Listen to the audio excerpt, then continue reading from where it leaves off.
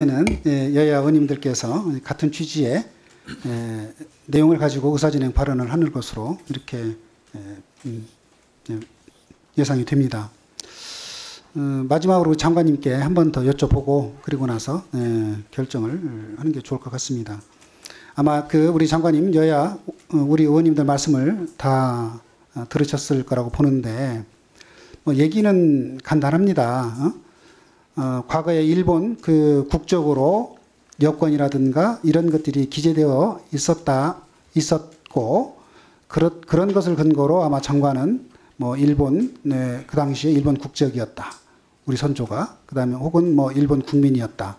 이렇게 표현했다는 것으로 보여지는데 그러나 그 당시에 한일 병탄 조약이 무효이고 또 일본의 통치권의 행사가 불법이고 강점이었기 때문에 그것에 근거한 이런 호적의 기재라든가 또 그것을 근거로 일본 국민으로 표현하거나 하는 것은 무효다. 그리고 그 무효는 처음부터 이렇게 무효였다라고 보는 것이 우리 헌법의 해석 그리고 또 헌법에 대한 우리 아까 박공배 의원님도 얘기했습니다마는 강제징용 판결이라든가 일본 위안부 관련된 판결에서도 우리 대법원 판결과 헌법재판소에서 판결을 한 취지가 있고 또 우리 정부의 이제까지 입장도 1910년 한일 병탄 조약부터 무효였다라고 하는 것이 우리 정부의 일관된 입장인데 그 입장에 따른다면 장관께서 발언한 일제하에 우리 선조들의 국적이 일본이라고 표현하는 것은 잘못됐다라고 하는 표현이 잘못된 표현인지 아닌지 그 부분에 대해서 다시 한번 간단하게 얘기를 해주시고 이 대답 여하에 따라서는 제가 봤을 때는 정상적인 아마 회의 진행이 참 어려울 것으로 보여집니다. 얘기 한번 하시죠. 1965년의 한일 기본조약으로 그 이전에 1910년, 1905년 을사늑약이든지 이런 것들이 다 원천무효다라고 하더라도 65년까지는 그럼 어떻게 됐느냐? 그 흘러간 역사입니다. 그럼 그동안에 송기정 선수가 일장기를 달고 베를린 올림픽에 나갔던 걸 지금 그러면 어떻게 되돌릴 수 있냐? 그래서 많은 우리 선조들이 그 시대를 이미 경과해서 돌아가신 분도 있고 여러 가지 과거 지나간 부분이 많은데 지금 와서 그 부분이 무효라고 하는 것은 우리 국민적으로 다 강압에 의해서 무효였다라는 것은 인정하지만 당시에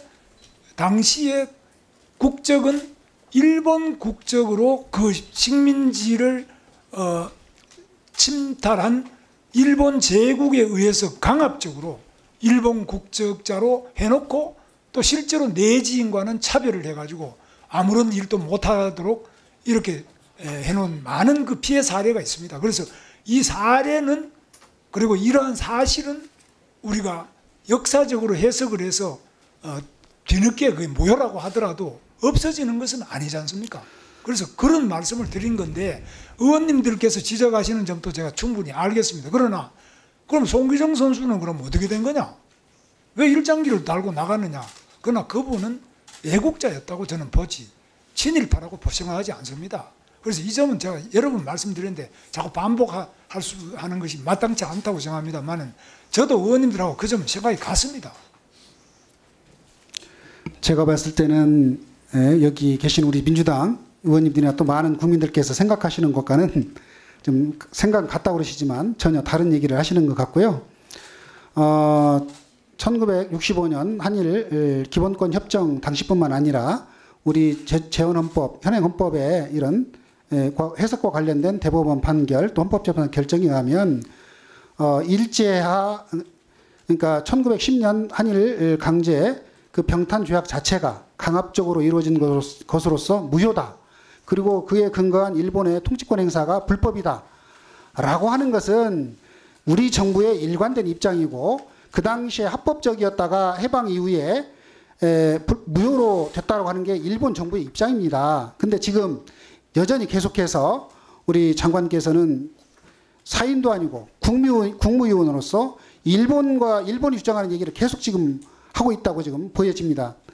그래서 네, 이 문제에 관해서는 지금 충분히 지금 여야 의원님께서 말씀하셨고 지금 장관님이 그 입장을 계속 고수하시는 한 이게 회의를 진행하면 아마도 제가 봤을 때는 정상적인 회의 진행이 불가능할 것으로 이렇게 생각이 됩니다. 그런데 아까도 말씀드린 것처럼 이 국정감사라고 하는 것이 헌법과 법률에 의해서 우리 국회로 하여금 정부의 고용노동 정책에 대해서 따져보고 그 근거를 가지고 향후에 어떤 고용노동 정책의 수정이라든가 입법 또 예산, 국정 통제 기능을 할 수 있도록 우리 헌법과 법률이 국회에 권한을 주었고 또 우리 국민께서 그 충실하게 국정감사를 하도록 이렇게 명했기 때문에 우리는 그것을 해야 된다고 봅니다. 그런데 장관께서 계속 그런 입장을 고수하고 있는 이상 이 정상적인 국정감사가 진행되기가 어렵다고 저로서는 판단할 수밖에 없기 때문에 원활한 국정감사를 위해서 오늘은 우리 장관께서 퇴장해 주시기를 바랍니다. 그렇게 하고 나머지 국정감사를 계속 진행하겠습니다. 위원장님, 아무리 민주당이 숫자가 많다라고 해서 이거는 꼭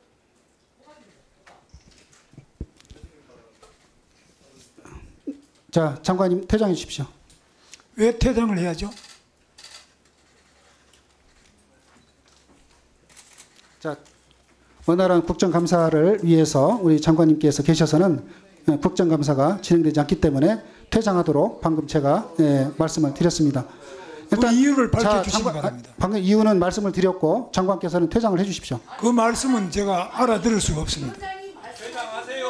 다 인정하셨고 다 얘기했는데 자, 장관께서 퇴장하세요. 이해할 수가 없습니다. 퇴장하고 국정감사 빨리 합시다. 똑같은 말을 똑같이 듣는데 왜 민주당은 그렇게 들리는지 모르겠어요. 기관장 없이 어떻게 그 국정감사 합니까?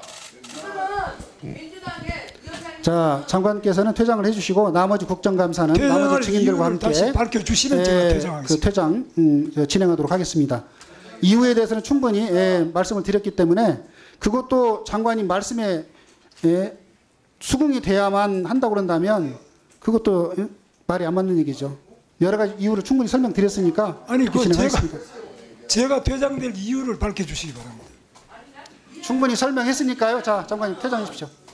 위원장님의 행포입니다. 이거는 사회권 행포고 사회권 행포지요. 아니 위원장이 말씀하시는 데 대해서 장관이 한 번이라도 저기 한 게 있습니까? 다 인정했지 않습니까?